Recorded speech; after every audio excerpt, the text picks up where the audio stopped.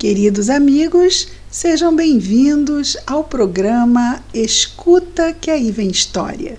Meu nome é Cristina Brito e hoje, antes de começarmos a nossa história do livro Pontos e Contos, vamos lembrar aos amigos sobre o site da Rádio Rio de Janeiro, www.radioriodejaneiro.am.br. Lá no site, os amigos podem encontrar não só os últimos programas que foram ao ar do Escuta que aí vem história, assim também como os demais programas da grade da Rádio Rio de Janeiro, a nossa emissora da fraternidade. E por falar em fraternidade, também no site da Rádio Rio de Janeiro, nós podemos buscar informações sobre o Clube da Fraternidade, a forma como podemos colaborar na manutenção da nossa Rádio Rio de Janeiro. É importante, já que a nossa rádio vive das contribuições de nós, seus ouvintes, não é? Então, fica o convite para que aquele que ainda não for do Clube da Fraternidade possa se informar sobre o que ele é, o que representa, a sua importância e, assim, poder se informar de como pode vir a se somar a essa família que ajuda na manutenção da Rádio Rio de Janeiro. Muito bem.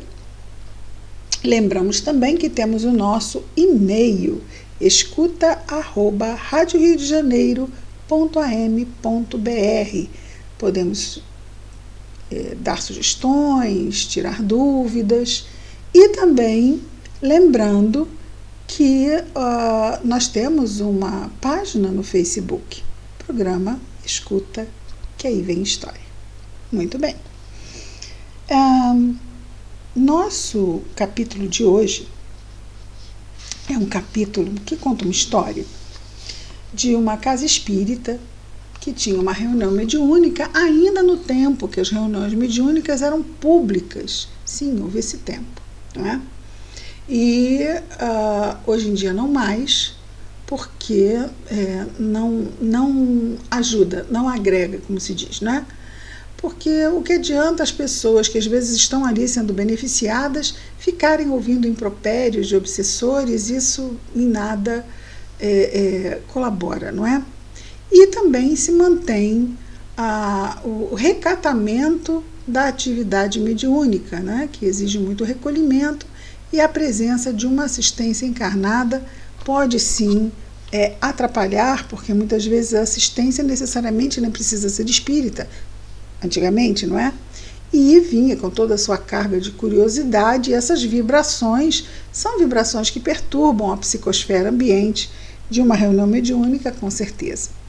Então, o que acontece? Aquela reunião estava com problemas, é o que vamos ver aqui, os problemas que enfrentavam a reunião mediúnica e a forma como os amigos espirituais, dirigentes da reunião mediúnica, os verdadeiros, não é? Porque os encarnados, nós encarnados muito fazemos quando não atrapalhamos. Muito ajudamos quando não atrapalhamos. E eles, então, buscam uma forma de ajudar aquele grupo na dificuldade que eles estavam tendo. Vamos, então, ao nosso capítulo 4 do livro Pontos e Contos do nosso querido Espírito Irmão X, Humberto de Campos. Aqui vemos as suas histórias, agora já no nosso 5º ano. E o título da nossa história de hoje é Em Sessão Prática. Sessão prática é reunião mediúnica. Vejamos então a nossa história. A gente gosta de história, não é? A gente gosta de história. A situação no grupo doutrinário apresentava anormalidades significativas. Desentendiam-se os companheiros entre si. Acontece isso em casa espírita, meus amigos? Desentendiam-se os companheiros entre si, esquecendo obrigações respeitáveis, confiavam-se a críticas enormes. Acentuavam-se hostilidades mal disfarçadas em conflitos. Quer dizer, bem ruinzinho, né? Um grupo lá que vibratoriamente devia dar muito trabalho à espiritualidade amiga. E gostaríamos muito que fosse apenas uma questão de história, mas as histórias não vêm por acaso, não é? Ninguém se lembrava daquele humilde divino servidor, aqui esse servidor em maiúscula, né? Que é Jesus. Ninguém se lembrava daquele humilde e divino servidor que lavara os pés dos próprios companheiros, estimulando-os à humildade, não é? Cada aprendiz da comunidade chamava a si a posição de comando e o direito de julgar asperamente.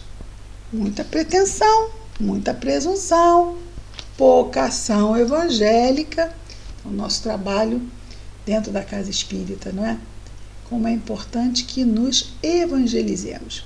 Falamos muito da evangelização infantil, mas nós, crianças espirituais, também precisamos, estamos ali para sermos evangelizadas. Só que essa promoção não vai ser pai e mãe que vai nos levar, não é? Somos nós mesmos conscientes da necessidade de aprimoramento moral, de seguirmos as orientações que estão no Evangelho, agora com a nossa fé fortalecida pela doutrina espírita. Agora a gente entende os porquês de toda a importância de fazermos todo o bem que pudermos, que estiver ao nosso alcance, de irmos melhorando cada dia mais, hoje melhor que ontem, amanhã melhor que hoje. E continua o nosso irmão X. Em vão, os mentores espirituais da casa convidavam à ponderação e ao entendimento recíproco. Os operários, trabalhadores descuidados, recebiam-lhes as palavras, não é, nas mensagens que vinham pelos médiuns, sem maior atenção pelas advertências educativas. É que Cláudio e Elias, os dois abnegados diretores invisíveis do agrupamento, não se inclinavam a exortações contundentes. Ou seja, aquele grupo estava precisando de um puxão de orelha. Mas eles não queriam recorrer a isso, porque afinal, é o que ele vai dizer, né? Não são crianças, são adultos, estão aqui no seu trabalho caritativo, né? Para caridade para quem, né? Reunião mediúnica é um trabalho onde nós vemos, através dos espíritos sofredores, as consequências do mau uso do livre-arbítrio. Então, é o nosso aprendizado, né? E aí o nosso querido Emmanuel continua, agora até evoquei Emmanuel aqui, nosso Humberto de Campos continua dizendo, é que Cláudio, né, como estávamos dizendo, e Elias, os dois abnegados diretores invisíveis do agrupamento, não se inclinavam a exortações contundentes, não queriam puxar a orelha. Entre os desencarnados de nobre moral, como no caso desses companheiros, há também cavalheirismo e gentileza, e na opinião deles, não deviam tratar os irmãos de trabalho como se fossem crianças inconscientes, só que era assim que eles estavam se comportando. Certa noite, em que as vibrações antagônicas se fizeram mais fortes, ou seja, que o grupo estava mais perturbado do que nunca, anulando os melhores esforços no campo da espiritualidade edificante, Elias dirigiu-se a Cláudio, quer dizer, um dirigente espiritual da reunião, dirigiu-se ao outro e sugeriu esperançoso: creio de grande eficácia a visita de alguns sofredores ao núcleo de nossos amigos encarnados. Poderiam assim observar de perto os efeitos escuros da vaidade e da indisciplina. Aí falamos, não é? Reunião mediúnica, nosso aprendizado. Amanhã teremos sessão prática, reunião mediúnica, de há muito tempo esperada, e admito a oportunidade de semelhante lição. Excelente medida! Exclamou o colega satisfeito. Não seria razoável recordar obrigações comuns de modo direto a cooperadores nossos que estudam o Evangelho todos os dias. Afinal de contas, não apenas estão mergulhados na carne, né? Estão mergulhados na carne e possuem tantos deveres para com Jesus quanto nós. E se já receberam inúmeras mensagens sobre as necessidades de ordem e concurso fraterno, como insistir com eles no serviço a fazer? Ou seja, sem parecer inconveniente, né? Já foram aconselhados, já foram orientados, já foram ali, assim, olha, diz o ditado que se conselho fosse bom, ninguém dava vendia, né? Porque se a pessoa não quiser ouvir, ela se faz de surda, entra por um ouvido, sai pelo outro, né? E são aquelas resistências em muitas vezes ceder ao bom senso. Isso acontece conosco? Acontece. Acontece na casa espírita? Acontece, né? Somos nós. E ele continua dizendo, né? Afinal de contas, não obstante mergulhados na carne, né? Embora encarnados, possuem tantos deveres para com Jesus quanto nós, e se já receberam inúmeras mensagens, né, sobre as necessidades de ordem e concurso fraterno, como insistir? O convite é, portanto, providencial. Ele gostou mesmo da ideia do amigo. Traremos à reunião alguns infelizes desviados da conduta reta. Observando-lhes os padecimentos, é provável que sintam a lição com segurança, voltando aos rumos legítimos. Ou seja, vão cair em si e vão deixar de fazer bobagem. Vão deixar a arrogância de lado. Vão deixar os confrontos de lado. Vão deixar as críticas ácidas de lado. Não vamos esquecer que os amigos espirituais, eles vão sempre pelo caminho do amor, pelo caminho do amor, pelo caminho do amor, mas por último, não é? Vem o livre-arbítrio e nós acabamos entregues a isto mesmo, não é? As consequências das nossas próprias escolhas. E aí, então, ele continua dizendo o seguinte: com efeito, na noite seguinte, 2 entidades perturbadas foram trazidas à sessão. Mais de 30 frequentadores passaram a ouvir a palestra dolorosa. E não mediúnica, era pública, como nós dissemos. O doutrinador encarnado, Silvério Matoso, fazia paciente esforço para acalmar os desventurados que choravam ruidosamente através das organizações mediúnicas, ou seja, através dos médiuns, estavam ali os espíritos expressando toda a sua dor, todo o seu desespero. Desgraçado de mim, comentava um deles, sou um condenado, amaldiçoado de todos. Onde o meu equilíbrio? Perdi tudo. Não tenho recursos para a locomoção como antigamente. Vivo no seio de tempestade sem calmaria. Enquanto as lágrimas lhe corriam copiosas da face, clamava o outro: que será de mim, relegado às trevas? Para onde se foram os miseráveis que me ataram ao poste do martírio? Malditos sejam. Então são aquelas torturas mentais, né? A própria pessoa ali se torturando com os sentimentos de culpa e remorso, que muitas vezes torturam as pessoas que seguiram os caminhos equivocados do erro, não é? Acostumado à doutrinação, Matoso dizia fraternalmente: meus amigos, abram mão da desesperação e da revolta, confiemos no divino poder. Inspirado ou encarnado diretamente por Elias, o benfeitor espiritual que se esforçava intensamente por gravar a lição da hora. A lição da hora era o quê? Para o grupo mediúnico, não é? Prosseguia enérgico.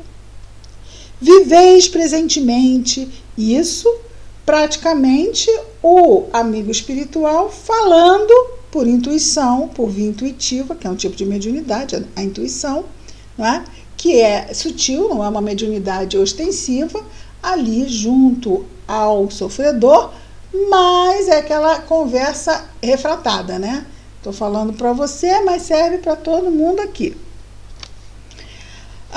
O benfeitor espiritual, ele então prosseguiu enérgico. Viveis presentemente as realidades da alma.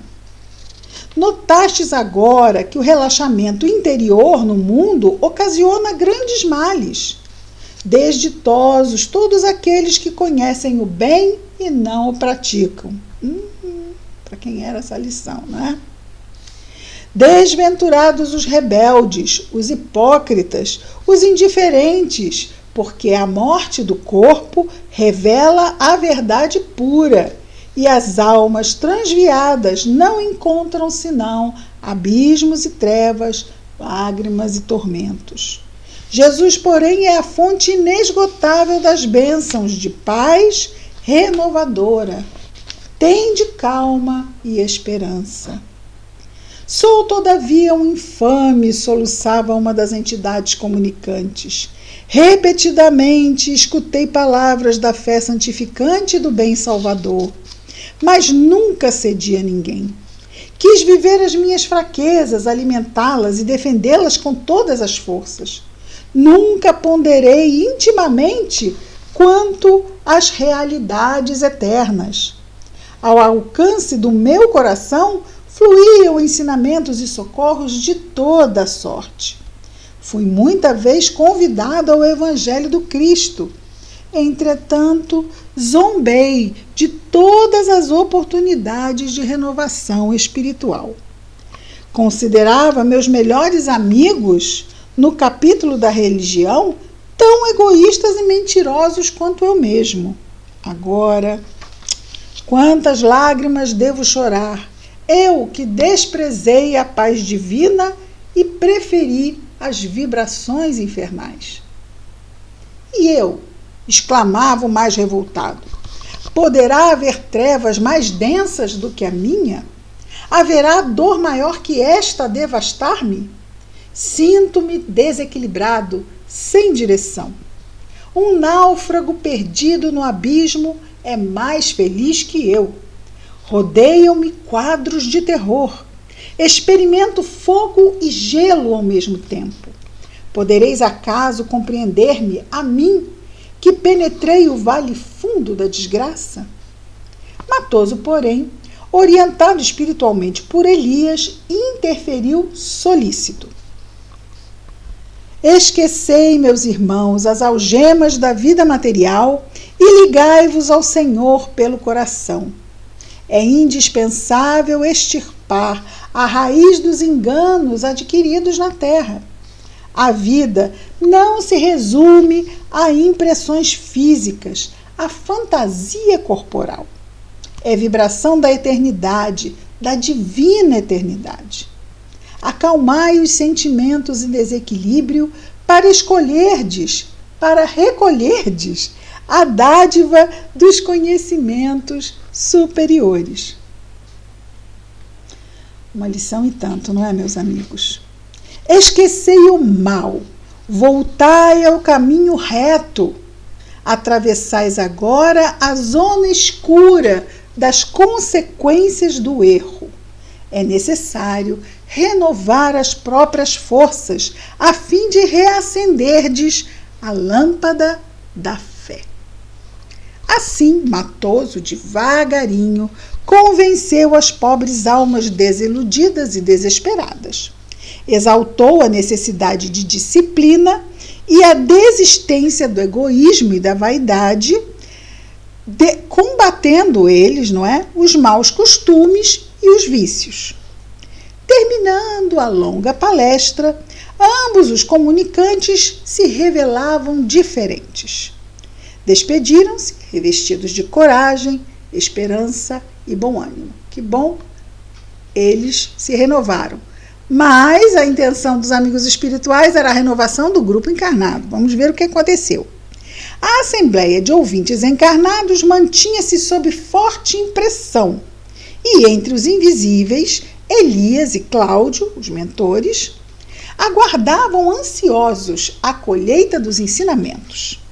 Teriam os circunstantes compreendido que as lições se destinavam a eles mesmos? Que ainda se encontravam na carne com sublimes oportunidades em mão? Guardariam as experiências ouvidas?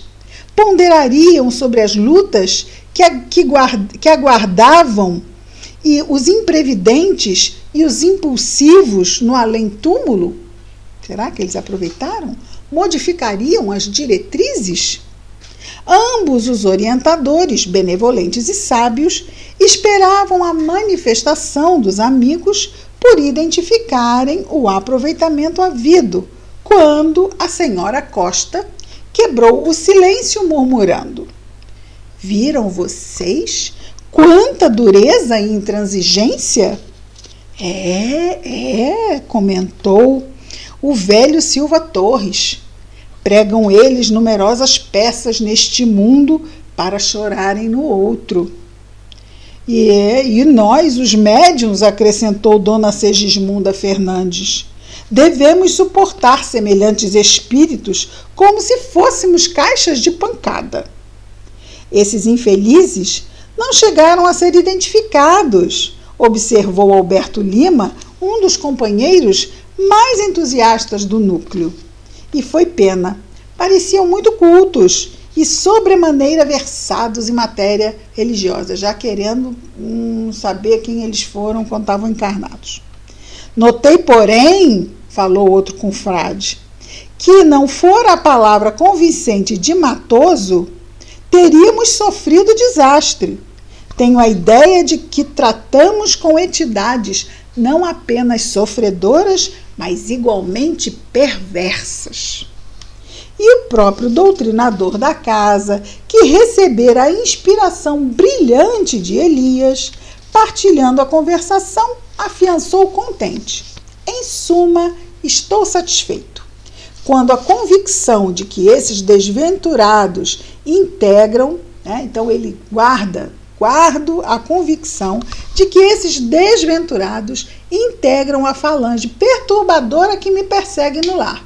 Nossa, que coisa, né? Elias e Cláudio, invisíveis ao raio de observação comum, entreolharam-se com indizível desapontamento. Os companheiros encarnados mantinham-se prontos para o comentário cintilante e vivo.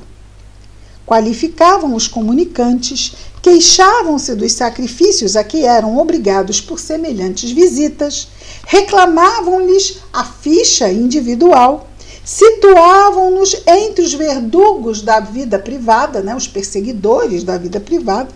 Todavia, não houve um só que entendesse a lição legítima da noite, nela reconhecendo uma advertência do alto para reajustamento do roteiro enquanto era tempo.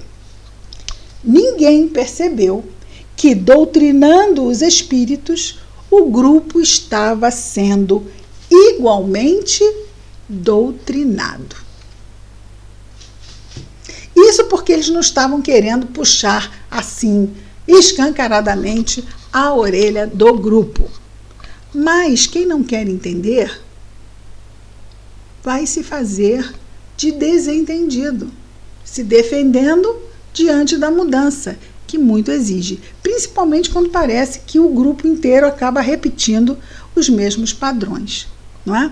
Então, é o 6 ali e o meia dúzia. Então, cada um de nós vai ter que prestar contas da sua administração, não da do outro, nem vai chegar lá e dizer, mas todo mundo, que nem as crianças, né?